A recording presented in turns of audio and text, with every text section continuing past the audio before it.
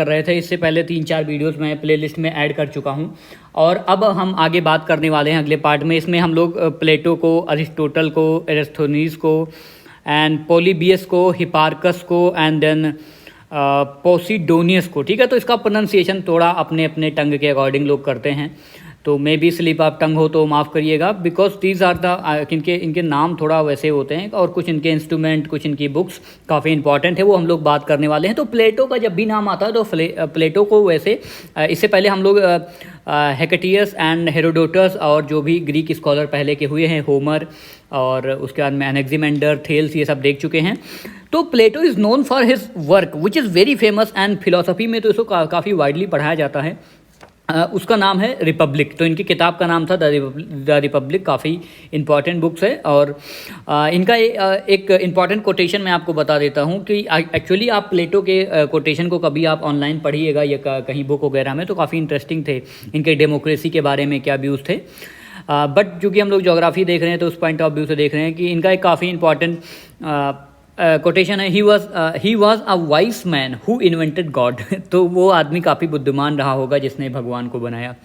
ऐसे ही इनके काफ़ी जो है एक्सट्रीम काइंड के आपके कोटेशन देखने को मिलेंगे। और ये अब ये शिष्य भी किसके थे आपको पता है ना, तो इनका शिष्य जो इनके गुरु थे वो तो सोक्रेटिस ना।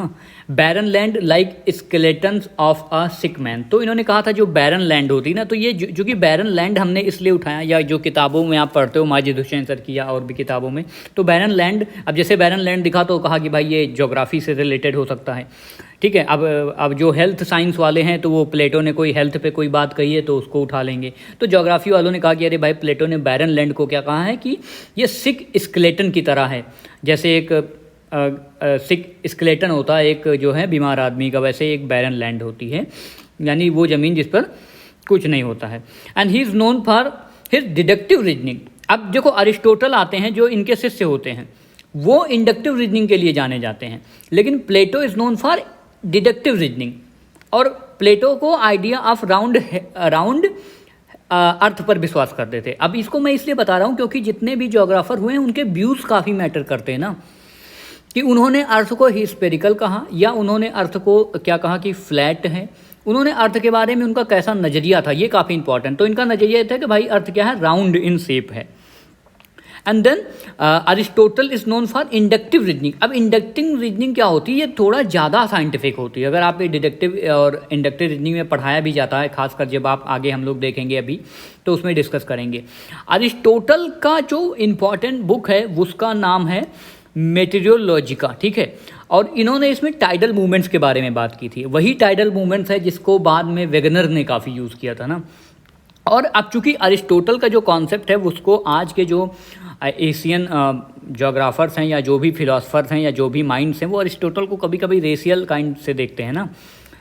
और इन्होंने ह्यूमन ज्योग्राफी में, जब भी आप माजी दुष्यंत सर की जो ह्यूमन ज्योग्राफी वाली किताब है उसमें आप पहले चैप्टर में देखेंगे तो अरिस्टोटल के काफ़ी कोटेशन दिए गए हैं। स्पेसिफिकली उन्होंने कहा था कि जो इक्वेटर है वहाँ पर कोई नहीं रह सकता, क्यों, और उनको उन्होंने कहा था कि भाई इक्वेटर क्या है, एक टोरिड जोन है जो अनइनहेबिटेबल है, जहाँ पर कोई रह ही नहीं सकता है।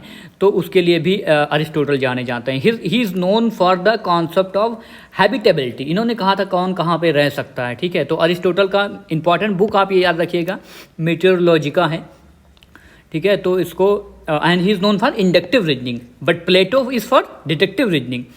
एंड देन उसके बाद हम लोग बात करते हैं इरेटोस्थनीज के बारे में, ठीक है। इरेटोस्थनीज तो मतलब इसका कभी कभी ये प्रोनाउंसिएशन आप देख सकते हैं, ठीक है। तो इसके बारे में सबसे इंपॉर्टेंट बात है कि he was appointed as the librarian at Alexandria थी। तो काफ़ी रेनाउंड लाइब्रेरी थी, अगर आप माजी दुष्यंत सर की किताब पढ़ोगे तो उसमें आपको मिलेगा इसके बारे में डिटेल।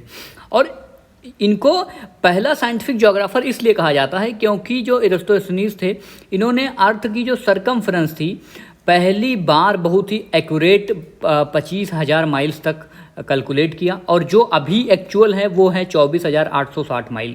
तो कितना ये पास पहुंच गए थे, ठीक है। तो he was, that is why he is known as first scientific geographer जिन्होंने पूरी सरकमफ्रेंस को लगभग एकदम एक्यूरेट मापा था।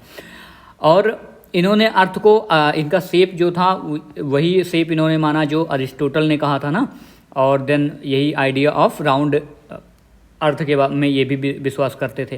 एंड इनका जो बुक है इंपॉर्टेंट वो है एक्यूमेन, ठीक है। तो ये भी अब चूंकि ये अरिस्टोटल के ही एकदम शिष्य थे तो इन्होंने पूरे हैबिटेबिलिटी पे काफ़ी काम किया है एरिस्टोस्थनीज ने। तो ये भी इनहैबिटेबल, चूँकि इन्होंने एक किताब ही लिख दी एक्यूमेन करके, और इन्होंने एक्यूमेन का मतलब ये होता है हैबिटेबल, ठीक है, कि कौन लोग कहाँ पे रह सकते हैं। इस पर थोड़ा सा काम ह्यूमन ज्योग्राफी में इसलिए इनको पढ़ाया जाता है क्योंकि इससे पहले इन पर थोड़ा काम अरिस्टोटल ने भी किया था, तो उसी काम को आगे बढ़ाया था एरिस्टोस्थनीज ने, who was librarian at Alexandria, who has written acumen and who divided earth into 3 continent, one is Europa या Europe, Asia and Libya. Libya is known for Africa.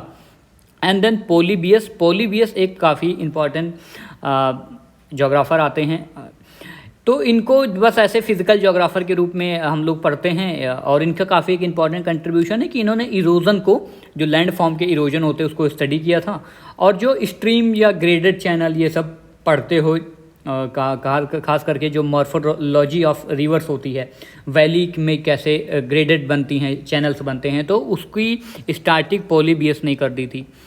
पोलीबियस, Hipparchus, Hipparchus is known as the father of geometry, ठीक है, तो trigonometry, father of trigonometry and credited for discovery of equinox. तो ये equinox के discovery के लिए भी जाने जाते हैं। तो ये काफ़ी इंपॉर्टेंट आपको याद रखना चाहिए। तो ये आपको याद होना चाहिए हिपार्कस के बारे में, geometry and his instrument astrolabe is very important. And Hipparchus was the first person who divided earth into, पहली बार इन्होंने 360 डिग्री अर्थ को क्या किया था, डिवाइड किया था। तो हिपार्कस का ये कंट्रीब्यूशन हमें ज़रूर याद रहना चाहिए। और इसके बाद सबसे इंटरेस्टिंग जोग्राफर आते हैं पोसिडोनियस, ठीक है। तो अब इसका जो है पोसिडोनियस की किताब है काफ़ी फेमस, ओशियन, ठीक है, द ओशियन करके।